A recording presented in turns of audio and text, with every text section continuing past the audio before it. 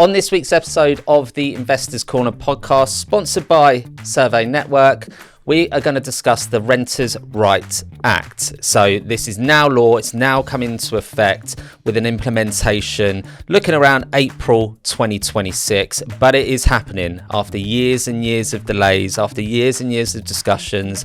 It is going to turn the rental market on its head. So we'll be discussing exactly what it means for you as a landlord, what the changes are, and when to expect those changes to come into effect. And Ian has also got some news about some new mortgage products out there as well. So make sure that you're listening to this one. Make sure you hit the subscribe button. Make sure that you share with friends and family as well. Welcome back to the podcast. And today we're going to talk about the Renters' Rights Act. It's officially law now. So it's completely changing how landlords operate, how the rentals market operates. So we'll be talking about rent bidding bans, new landlord database, pets, decent home standard, upfront rent rules. And we'll also cover what landlords can and can't do when ending a tenancy, including all of the updated notice period. So I'm joined by co-hosts Ian and Mike. How are we? All good. All good? Fresh from our little win at Yes. PA Masters, Andy. Yes. Congratulations. Gold Lettings Award. Excellent award for sales. We're doing all right. Yeah. We're not doing bad, are we? Avocado lettings and property management and investing is doing well Yeah. in the top percentage. So It's good, yeah. So I think it was 11, what's they judge it on? 11,000? 11,500 agents over about 1 billion data points, apparently, Yeah. based on marketing results and performance. So nice Top to be 5%. awarded a gold status in our lettings and property management services. Yeah, top 5% across the UK. So yeah, we're not doing too bad. landlords We're all right. are in safe hands with you, Andy. They are. They are indeed. Yeah, it's good to be back on the show. I'm here to take all of your last week's prep for this episode and go rogue. So I can already see it in his Yep. face. It's like, right, okay, we'll see how this well, goes. Reeves was pre-budget talking, wasn't she, recently? So Yeah. it was interesting to see what's gone on there. But there's also Rachel Reeves, the Chancellor, or Rachel Reeves, the landlord? What we're talking about this week? Rachel Thieves, Rachel as Thieves. she's also known as. Is that the new hashtag? Is That's it? the new hashtag, Rachel Thieves. Yeah. Thieving We'll everyone's... Yeah. It appears she's amateur at both, Mike. Yeah. But yeah, that was interesting. And then there's a couple of mortgage products I wanted to talk about as well, which Nice. is quite interesting. And Savills came out with a very bold report. Obviously, they've got a lot of kind of money they spend on research and market and forecasting. Savills and Knight Frank are quite big on, obviously the department that they've got there, but quite bold. So for property investors and landlords, definitely one that they want to hear about because it might surprise a few people. So that's my... Hold on tight. Ian's coming in later with some... He's coming in late. Yeah. Listen to the end. That will Listen be to the end. last minute of the episode. No, it won't. All right, well, let me get stuck into the renters' rights then. We've talked about it a lot. It was coming in, it didn't come in, but now it's officially in. So we always said that it was going to happen, that you need to sort of prepare for it. So what we'll do is we'll sort of run over what's coming in, how it affects things, and I'll ask you some questions about what you think as well. So let's kick it off with rent bidding then. So landlords and agents must now advertise a fixed rental price, and you can't invite or accept offers above that figure anymore. So obviously this is a good thing because it sets the price, right? But what this will probably do is just get landlords to increase the price to what they were going to put it on for. Well, yeah, tell us as an agent, Andy, you go out and value houses on a daily basis. How does it affect your judgment on what a house is worth? Because when I've been renting houses, I've never encouraged higher offers. No. It's tenants who have come to me and said, I really, really want it.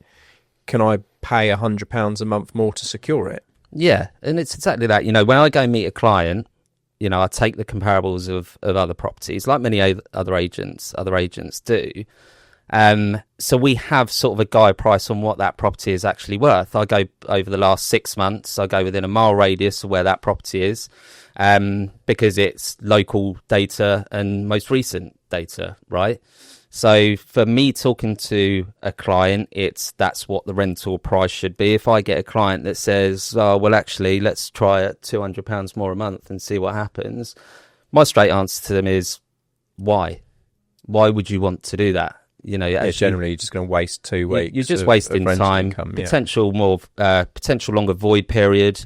So what's the point in doing that? I know that it's an income for you, but I'd rather have the right tenants at the right price that stay longer rather than trying to achieve a couple of £100 more a month and potentially not get anyone. So it doesn't make sense. Normally when I have that conversation to a client and you show them the actual comparables, then they tend to agree. You're always going to get landlords out there that want more. But, you know, the clients are pretty sort of happy with what our suggestion is. Now for tenants, because there's a lot of tenants out there that panic at the moment, they tend to potentially offer more rent in order for them to secure the property because they know how demanding it is out there. You know, if you've suddenly got 6 offers at the asking price and everyone's on the sort of same level as income, it could come down to the finer details that one of the tenants is rented for 6 more months or been in longer employment. And that was sort of a thing that tenants could use to secure them property, but they won't be able to do that. Now. Now, a tenant can still come to you and say, actually, I want to offer you more rent because I really like this property. So I'm going to offer you £100 more a month. And if they choose to do that, then that's fine because you're not inviting them to increase the rent. But what the changes say is that if a tenant offers more rent, then within the first 6 months of that tenancy, they can actually come back to you and say, I think I'm paying too much rent. And they can ask for a reduction in rent. And if you don't agree to the reduction or you don't provide sufficient evidence that the property is worth that, then they can go to the tribunal and request a rent reduction within the first 6 months. The tribunal that doesn't exist yet? Well, it does exist, but only has 29 judges over 4.7 million tenancies. So it's a bit of a backdated, you know, it's a bit of a lot to deal with there. So they're going to have to add more sort of judges into that. But again, they've set that rule of, well, actually a tenant can come back in 6 months and just reduce it. Anyway. Well, a landlord, if it's marketed, can reduce their price. Yeah. And the tenancy notice period is still 2 months. Yep. Yeah. So nothing changes. No. Literally nothing changes. Because if I'm a landlord, to answer your question about the £200, if I've got my tenant's just served notice and I've got 2 months, I'll put it on for £200 more. Yeah. If in 2.5 weeks I haven't had any offers, I'll reduce it £150, try for the extra 50. If another 2.5 weeks go and I've got 4 weeks left, I'll drop it down to your valuation and I'll let it. Yeah. So literally nothing changes. It just depends on the landlord sets the price, the landlord sets the market. They're either desperate to get it let because they don't want a void period and their mortgage is 100% of the rent, in which case they'll put it on at market value and get it let in a week because the tenancy demand is there. Or they can afford to have a month void and they'll try for the higher price, knowing that the tenant in that sort of property is potentially going to stay there for 3 or 4 years. And it's over the period of time they'll make up the difference in the loss of the month. Literally nothing changes. Yeah. No. That's the real world version of the legislation. Yeah. The thing it does get rid of is obviously, you know, where you had some agents out there where you had multiple offers on the property and them going back to a tenant and saying, people up. I've had an offer of £1,000 a month. Do you want to offer 1050? And then 1100, 1150. So it gets rid of that. I actually think that happens with private landlords. Private landlords on open rent and things like that get 15 inquiries, get 9 offers. They're the ones that are going and doing that directly. The greedy landlords that are playing that fiddle. Estate agents aren't that fussed by that. You know, if you can get your landlord a good tenant for an extra £150 a month, you'll do it. Okay, but you're not sat there going, right, I could get an extra £500 on a £2,000 a month house as an agent. There just isn't agents out there that are that fussed by that. And that's especially what I say to landlords. You know, if you get an asking price offer and the landlord says, oh, well, there's 3 offers on the table, can you go back and ask for more? I'd say no. Why would you want to do that and risk losing this ideal tenant for your property for the sake of 75 quid or £100 a month more. It just doesn't make sense. Yeah, it goes back to just keeping a good tenant in there for as long as possible is the right thing to do for the landlord. That's what most landlords want. That's what it's about. So the change in how you can accept a certain amount of money is essentially semantics. A tenant can pay over the asking price if they want to. Ask for just changing wording. Like, what's up next?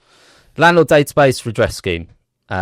So every landlord must now register on the private rented sector database and join a landlord redress scheme before they can advertise a property. And this applies to agents as well. So does it apply to the Chancellor? Well, yeah.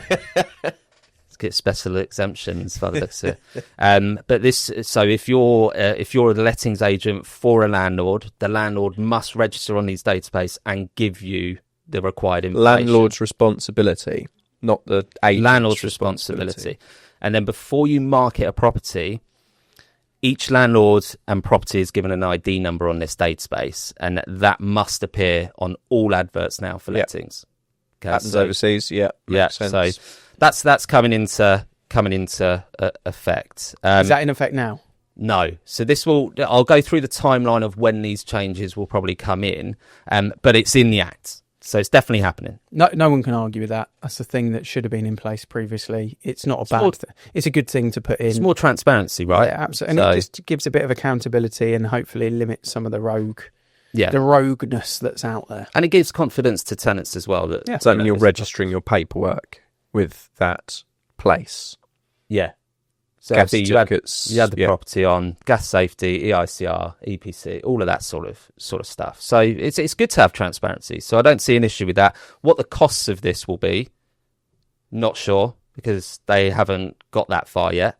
But it might be a case of, a landlord needs to pay 100 quid to register on this database. So nothing too dramatic. Pets.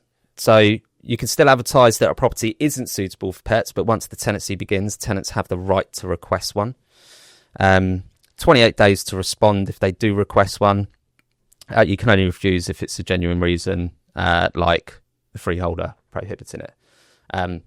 So more than likely, you're going to have to accept a pet. If a tenant just brings in a pet anyway, after you've said no, then there's not really much you can do about it, because it's quite limited to what you can actually do. And that my only issue with that is if you've got a 1 or 2 bedroom property and you're bringing pets into that property and there's 3 massive St. Bernard dogs, then they're probably not suitable to be in that tiny property, right? But you still can't unreasonably withhold that. That's not one of the reasons that you can unreasonably withhold that request.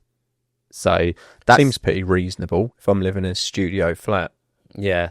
But they've been very, very firm. How does that clash with leasehold rules then? Because if a leaseholder, in a flat, generally it will say you can have pets with permission. If they withdraw permission because the rest of the tenants complain in that building, then your tenancy can't override the ownership of that property. Well, in the act, it says anything to do with leases, any clauses within that lease must be abided to. Right. So, your example there. So the leasehold overrides the tenancy agreement. Exactly. So if you've got anything like that that's set like that, that legally it's there. Yeah. That is a reason. Why you can't allow pets anymore. Or you allow pets. Ultimately, the right thing to do. Yeah. Any other reason, it's basically you've got to allow it. As the letting agent, if that's in the lease, I'm assuming you really need to put something on the marketing conditions for that. Yes, absolutely. You need to kind of find out, don't you, really, before marketing a leasehold, if that's the case, because it's eradicating everyone's. It's stopping a waste of time, isn't it? Really, for you and for. And it's one of the questions we asked to landlords as well. Is that look, is there any clauses within your lease that will affect the tenants to rent that property, i.e. not allow pets or anything else in there? So that's upfront information that you've just got to be upfront. And then we also mention it again when we register tenants and they say they've got a pet. We make sure that it's clear at that point that you can't accept it. So that's the pets thing. Discrimination. this is something that happens anyway, is that you can't reject tenants just because they have children or are on benefits. Really no changes to how an agent should operate. It's more of your private landlords that try and do it themselves that end up saying they don't accept DSS or they don't want kids in their property. Well, the new act just stops all that. So if you do that and you do mention that to the tenants, that because they've got kids, they're not renting the property, because they're on benefits, they can't rent the property, then they can make a complaint against that landlord, and then there'll be fines involved. I presume the same rules for occupancy still apply, though, about having children of a certain age in small properties with 1 bedrooms, 2 bedrooms, children of different sexes sharing, that kind of thing. That all still applies. It's like overcrowding. Because that's the reasonable level. Yeah. Like, you can't have, I don't know the exact numbers, but, kids over 9 or 11 sharing a room if they're of a different sex, or can't, blah, blah, blah. That's reasonable already. It's already set there. So. Yeah, well, we had an inquiry last week that had 3 children, but it was a 2-bed property, and 2 of the kids were teenagers. One of the kids was a lesser age, but for that type of property, that's just overcrowding. So that isn't a reasonable excuse that you can't rent that property to that family, because you can't have 5 people living in a 2-bedroom property. So yeah, that's all still in effect. Tenancy terms and structures. So all tenancies will now start on assured periodic tenancies. No fixed terms, no break clauses, no end dates. They'll continue indefinitely until the tenant gives notice or the landlord ends it using valid Section 8 ground. So what about the landlord? What's the minimum term for a landlord to rent a property? So a landlord cannot serve notice to a tenant within the first 12 months. Okay. So yeah, it's basically fixed for the landlord. Fixed for the landlord, yeah. Open to a tenant. Just wanted to pick the wording there. Yeah. So I think, look, this was always mentioned. Yep. Obviously, it gives it. You've always got that security element in your mind, as that you don't know how long this tenancy is going to go on for. But I think this will just lead to longer term tenancies. Landlords want longer term anyway. Tenants want longer term. Can't see an issue there. The only issue that I see with it is that it changes the short let side of things, because obviously with a short let, you can advertise at a higher price. You can have a 3-month tenancy there. Well, why, if I was looking for a short let, why wouldn't I just go for a property like this, knowing that I can serve a 2-month notice? Yeah, I mean, people who watch and listen to this will know I've just spent the last year refurbing my house and the trials and tribulations of it, of which there are more. That's probably for a different day. Building controller going bankrupt this week.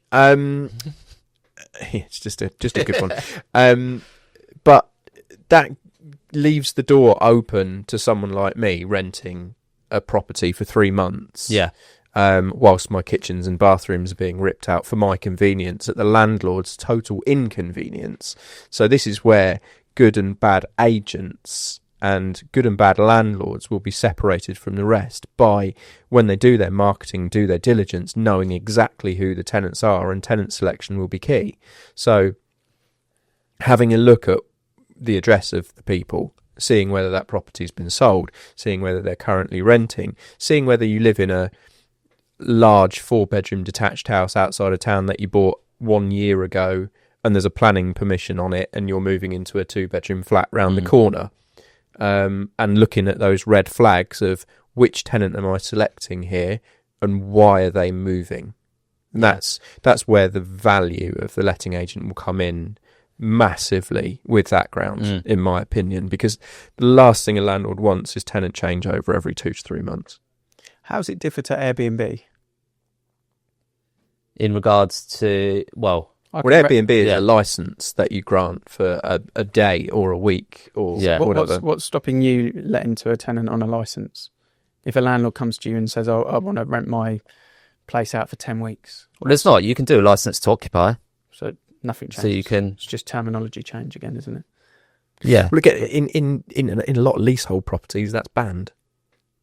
Yeah, but it's not likely to be the leasehold, is it? The leasehold can go on Airbnb again, but, All I'm just saying is, if it's change of terminology. It's like on your other point of discrimination, the most common phrase said in 2025, you can't say that anymore. That's all that is, isn't it, really? I suppose if I know the details of the tenant and I don't want to let them for a reason that in your point 4 there is discriminatory, I just say a different reason. Found a better tenant. Yeah.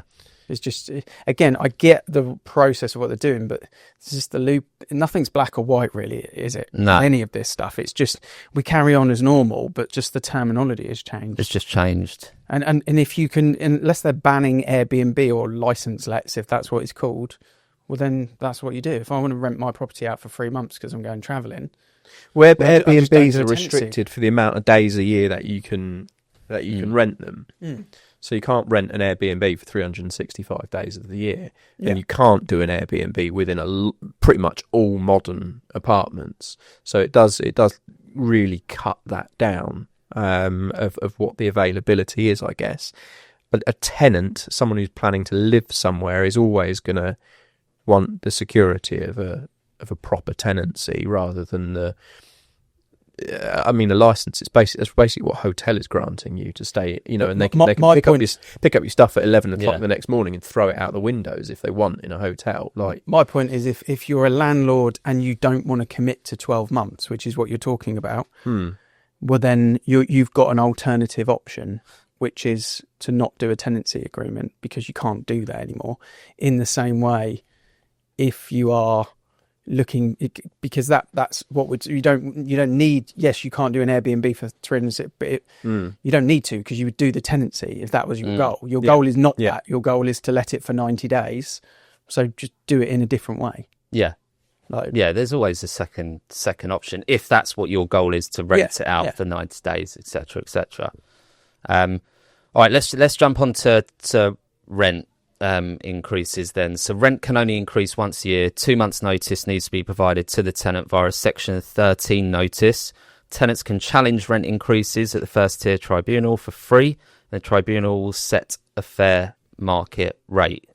So issue obviously with this is that if I was a tenant and I didn't want to pay a rent increase, then I would just do this anyway.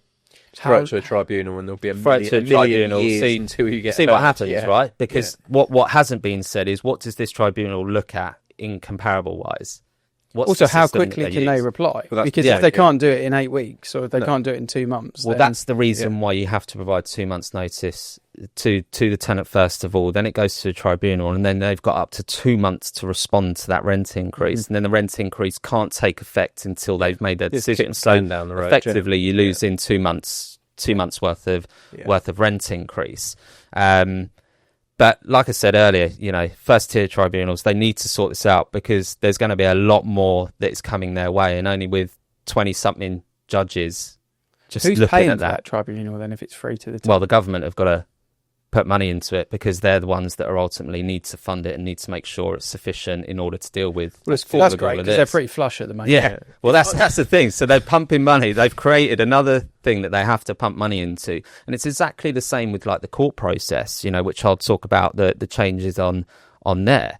With the court process, essentially, they're going to have to pull more money into that in order to deal with all of these things that need to go through the court now, because there's no other alternative route to end a tenancy. The only route to end a tenancy for landlords is to go through the court.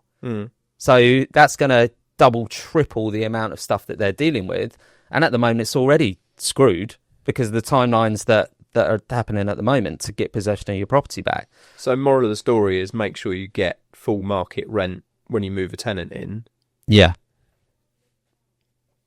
Because you can, I mean, you can still do it, but if I was to tell, why wouldn't you do it? But if you rent it cheap, and then try and whack up the rent later, you're going to get that pushback. Well, I think the days of renting it cheap just to get the right tenant in, I don't think you're going to see that anymore, unless it's a struggle. They do it because it's like a friend of a friend of a friend, or blah blah blah. But we've got 1 or 2 of those in our portfolio where they did that, and now they're turning around and saying, right, I want market rate for it. Yeah, and obviously a tenant gets a shock, and they're the ones who are going to push back against their landlords, I presume, because I would. Yeah, I would as well. Like, why wouldn't you? You're not losing anything. But if I'm paying £1,000 a month and the landlord calls me and says, yeah, you've been here 2 years, I want it to go up to 1,050, it's 5% rent over 2 years, I'm going to be like, yeah, okay, whatever, that's fair. Yeah, like, because you're getting, when you look elsewhere, you're not getting that property at that rental level, are you? Like RPI sort of levels, isn't it? Yeah, exactly. So yeah, we'll have to see what happens with that and what the process is. We've already got the Section 13 notice sort of in place, ready for that. But effectively, with the tenancy terms being open and the rent increase things, that just replaces the renewal side of things. You just implement it once a year at a rent increase if that property needs a rent increase, and we can justify the rent increase for that. So really, there's not. No one raises rents more than annially anyway. No, it's like you have to be a crook to do that. I mean, you do get them out. But then, that's why that comes in, because maybe there are some crooks out there who do it. So this will get rid of those, right? Yeah, so, upfront rent and deposits. So landlords cannot take any rent payment, including the first month's rent, until the tenancy agreement has been fully signed and executed by both parties. This means that the tenancy has to legally complete before you can accept any rent. However, you can still take the deposit in advance. So that hasn't changed, but you can no longer accept upfront rent either. So this is obviously creating something for tenants out there that potentially come from overseas that haven't got employment in the country, and their only way to rent a property was to pay rent up front. They won't be able to do that anymore. The only thing that they will be able to do is sign up to a professional guarantor service, which costs them about another £150 a month. So they'll end up paying more for that property. It also gets rid of tenants being accepted where they may be short under affordability and can't provide a guarantor. So their only way to rent that property is to pay rent up front for that security. They won't be able to do that anymore. Even if they request it or offer it, you still can't do it. And plus, we've got an issue here with if the fully signed tenancy agreement has been executed by both parties, but you haven't got the rent. Well, if that contract's being executed, it's legally binding. So you sort of have to release the keys to that tenant whilst they're already in breach of tenancy. Whilst they're in breach. So we'll have to see what happens with that. I mean, for me, it just means that you need to get everything in order quicker, get the tenancy agreement signed quicker, plenty of time before the move-in date, and get that rent paid before you release the keys. And unfortunately for those tenants that are out there that their only option was to pay rent up front to secure a property, then they're pretty screwed. I think that's a shame, because in our world, and I know we're in a sort of wealthy suburban market, we get a lot of people who ring us up and say, I've just sold my home, I need to move into rented for 12 months, happy to pay up front, and whether that means they get the property at the asking price or a slight discount. My wife's just literally rented her property, and the nice middle-aged woman's paid the rent in advance because she's getting divorced, sold her house. My wife's just going to throw that in an ISA, make money off it in a sense, and it worked for all parties. Everyone was happy with it. Yeah, it's a shame that they put that in. I didn't really think that they needed to do anything on that, because I don't think people were taking the piss out of tenants on that. No, landlord were helping repossessions absolutely minimal. So yeah, that was the only risk to them. Yeah, I do get the whole upfront thing because of, and I get what you just said because it makes total sense. It's a benefit to everyone. But if we're having this tenancy thing where effectively there's more security for the tenant around staying in, there is a bit of risk element for me as a landlord. If I've got 12 months up front from a tenant, what happens afterwards? It's really hard for me to get that tenant out. They've paid all their savings. They've got no income. I'm up shit creek without a paddle a little bit as a landlord. So I kind of get it doesn't really sync anymore with the proposals they've put in. The upfront doesn't sync with the tenancy terms. No, more for the tenant though. If you pay 12 months up front, then you try and you leave after 6. You're asking for your money back off the landlord, and is that money still there? Yeah. But I don't know. Maybe we're working in the wrong market for these things to be problems. Also, it would strike for me that you put 12 months up front. That is the tenancy. It ends after 12 months. After 12 months. You will write a tenancy to match the rental period. Three months before the end, you pay another 12 months up front, which sinks you into another. Yeah. But that's not what's allowed anymore, so it can't be in existence. No, we've just got to see how it works for those type of tenants that are coming overseas and all of that, because the only other option is these professional guarantor services where they have to pay more money from, but it's their only security. So it's like they've just got to do it. They did put another clause within the Act to say that after the tenancy starts, tenants can voluntarily pay more upfront, but it can't be a condition. Yeah. It's like, why would tenants? So it is, but it isn't. Yeah, cool. So yeah, crazy stuff. Next one is decent home standard, Arab's law. I mean, this is pretty simple stuff. Decent home standard is just it just means that your property's got to be safe, well maintained, and energy efficient, which we make sure that that will get rid of the rogue landlords. Great, we don't want them anyway. Arab's law will apply as well. So any damp and mould in the property, it will be a landlord's responsibility to investigate now. So gone are the days where you go back to the tenant and talk about ventilating the property and all of that sort of stuff. As a landlord, you just got to get it done, get it looked into. And then the next thing is ending tenancies. So tenants can end their tenancy any time with 2 months' notice. Ends on the last day of a rent period, so it has to be in line with the rent due date, not at any time.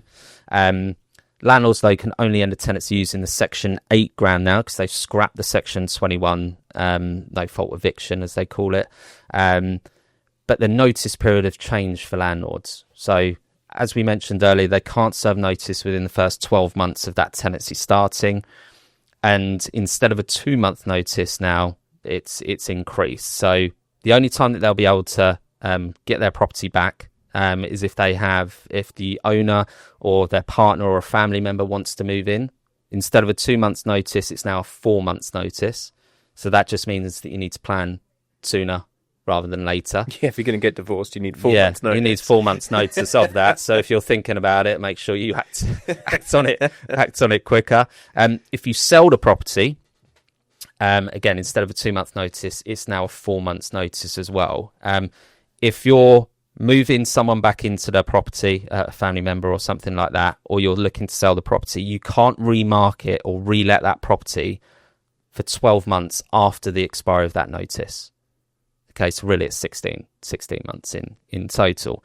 My only concern with that is that if you're selling the property, tenant moves out, your sale falls through, then you're basically stuck not being able to relet that property. Mm-hmm. So you need to keep it on for sales, basically. Yep. That's the only downfall of you're committed, that. Yeah. You're committed to it. So yeah, 4 months notice on that. The other main one really is about rental arrears. So the current process is that a mandatory ground is that if they're in 2 months rental arrears, you can apply for possession. It's a mandatory possession ground. They've now increased that 2 months to 13 weeks. Okay, so the tenant has to be more in arrears in order for you to make that possession. So they've just increased that, which doesn't help landlords because they've got to wait for a longer period of time, which isn't great. But that's what it is. We need to deal with it. Any breach of tenancy. Any false statement to obtain a tenancy or anything like that, it's a 2 week notice, and then you need to apply to the court after that period. So few changes on there. Current court time at the moment for a possession claim is around 34 weeks in its current state. So you can now imagine that all of these possession claims, even if you want to sell the property, it's going to be a year plus, okay, which again doesn't help landlords. Last thing is investigation enforcement. So they came out and said that local authorities can now enter property businesses, landlords' correspondence addresses or anything like that if they feel that you have information in regards to that property where there's been a breach. tenancies. So council can just walk into our office and demand to see all correspondence to do with that single property, and you have to provide that to them. As in before, you used to get a request, you used to provide that to them. Well, now they can just walk into your premises. £7,000 fine for a first offence, any breach against the Act, or up to £40,000 now instead of £30,000 for that's a landlord breaches. and to letting agent. Yeah, so it applies to both. Tenants can now claim up to 24 months rent repayment order. So before it was 12, so they can now claim double, that if there's been any breach at all to do with that tenancy, then they can claim up to 24 months rent back. I wonder if Rachel Thieves is going to have to do that for not having a licence for her tenants, but we'll see. She's liable for the 12 months now. Liable for the 12 months, but yeah, we'll see if that actually happens. So stronger financial penalties. Everyone's got to be on the ball. In other words, just do everything correctly and you're fine. Mm-hmm. You know, if you're a landlord out there and you're not sure of anything, just reach out to people that do know, just to get clarity on it and build up your knowledge of it. You know, I'm sure there's many landlords out there that don't even understand this Act. It's like 236 pages long. That you're never going to read all of it.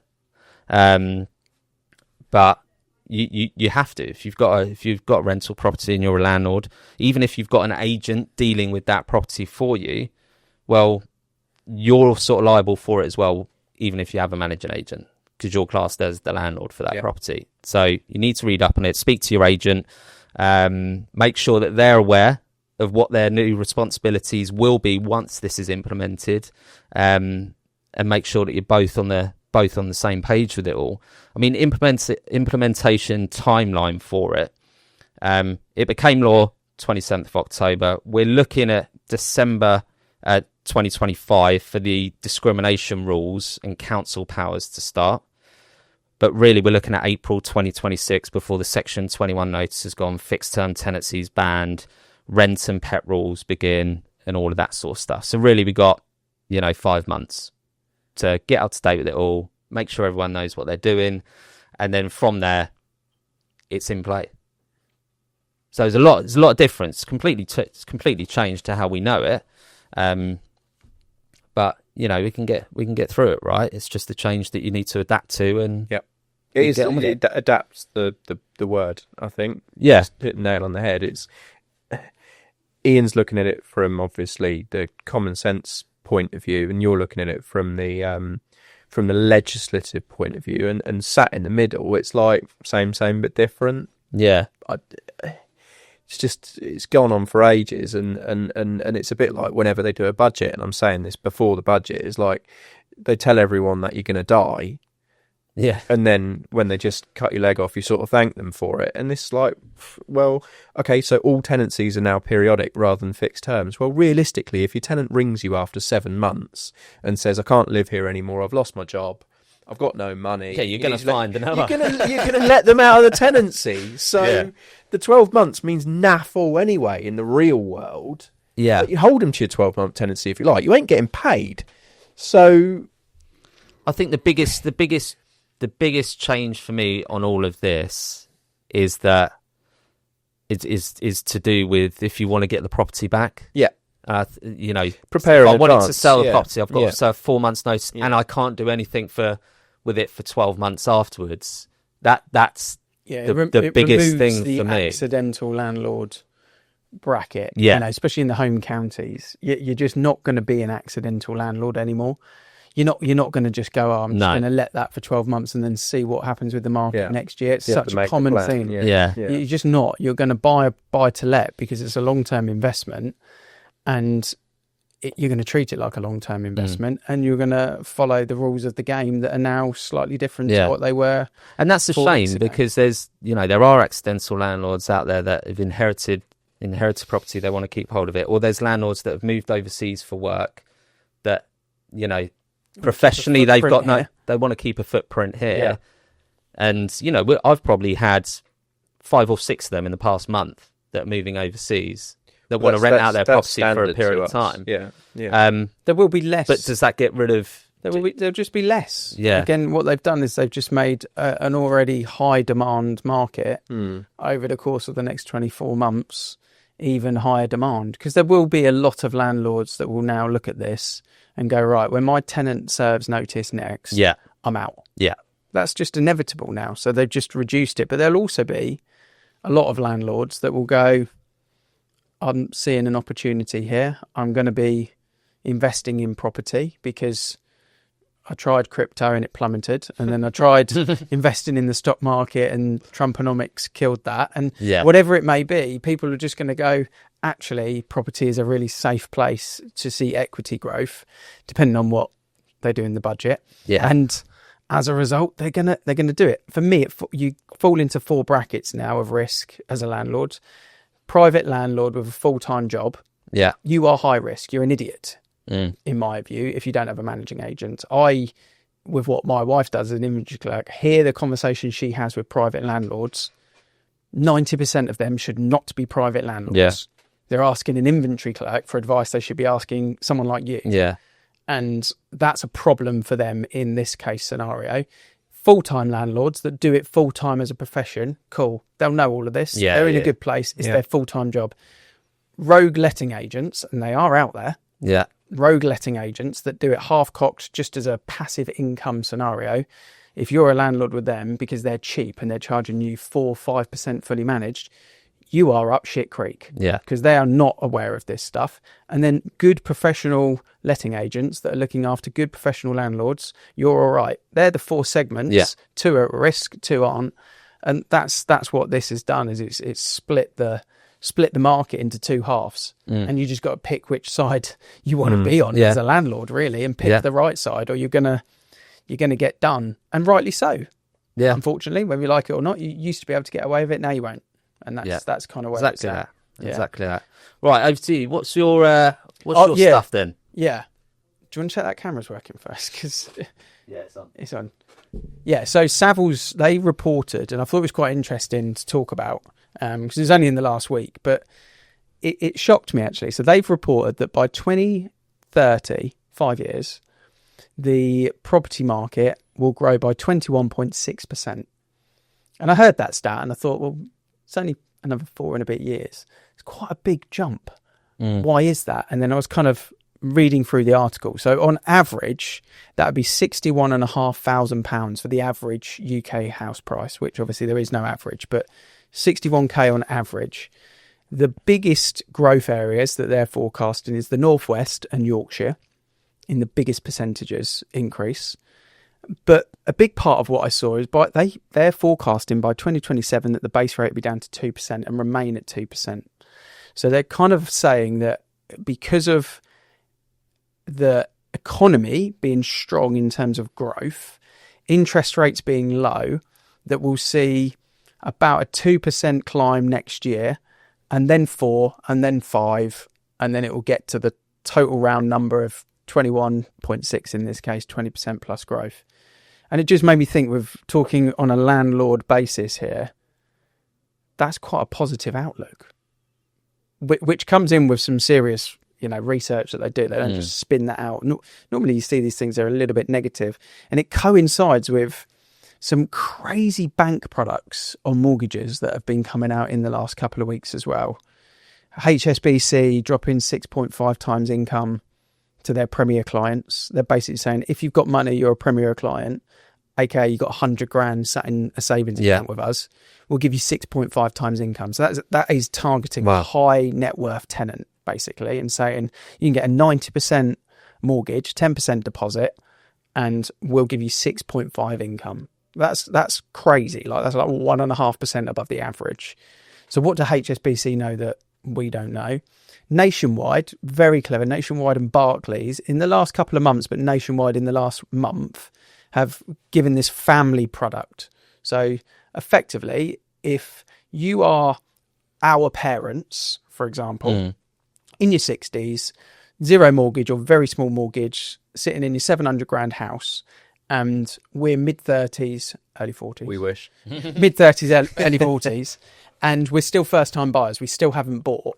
Effectively, I can buy my 300 grand house with no deposit using the equity in my mum and dad's property.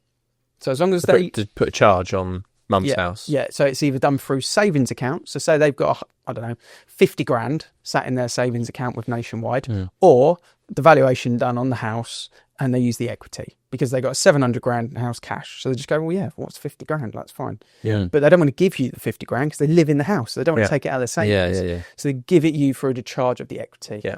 It's like an offset mortgage in a different, a family offset mortgage. Yeah. And I think with what we might see in the budget with inheritance tax and things like that, it's something that's going. I tried to get childcare off my mum and my stepdad the other day, and they went, "No, we just booked 8 holidays." That's they're just spending their inheritance. They said, "Look, we're spending your inheritance because you're going to get taxed on it anyway. We're going on holiday." So they just booked 8 holidays in one month, one booking. Go on, Terry. Love that. I was like, fair play. Why not? Yeah, nice. You know, I did it. So okay, they're spending money with travel agents. Travel agents are making money. They're going to become first-time buyers. This is a way around it. So as negative as the press is out there, these banks, these products, the economics and the research that's going on with Savills, people know what's going on there. And it paints a very different picture when you actually. Yeah, it's interesting. The names of lenders, HSBC, always. I feel they always have first mover advantage. They always seem to be first. Coming out of 2008, HSBC just bossed it. Yeah. Like, you'll remember that. Like, they were lending, they had the best rates and they were choosing who they were lending to. Like, they would make people jump through hoops, but they were just picking people off right, left and centre. Every day by 9:30, their products were gone. Yeah. Because it was such a high hook rate. It was like, bang, they're all done within the first hour of business. So they're back and they're playing games with people and they're picking their customers again. They're saying, we'll give you more than anyone else, but you have to be our client. Yeah. Bring all your money to us and have a Premier account and you're ours. Like, they're just picking off the good people. And then Nationwide are a balance sheet lender. They're totally different. Being a building society, they're looking at it exactly like you say.